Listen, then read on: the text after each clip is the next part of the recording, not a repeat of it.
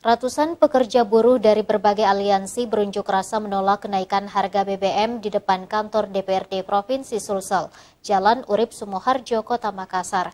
Massa buruh juga menolak Undang-Undang Omnibus Law dan meminta pemerintah segera menaikkan UMK tahun 2023 mendatang.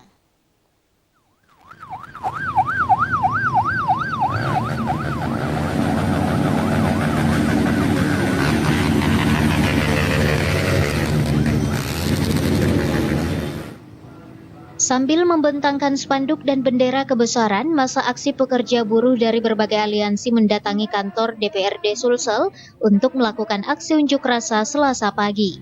Dalam aksinya, massa buruh juga menyuarakan penolakan terhadap kebijakan pemerintah yang kembali menaikkan harga BBM subsidi.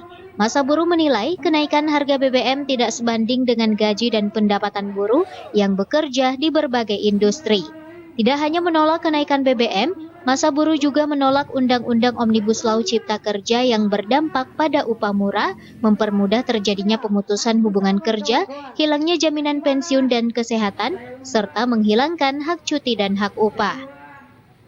Kami hari ini yaitu ada 3.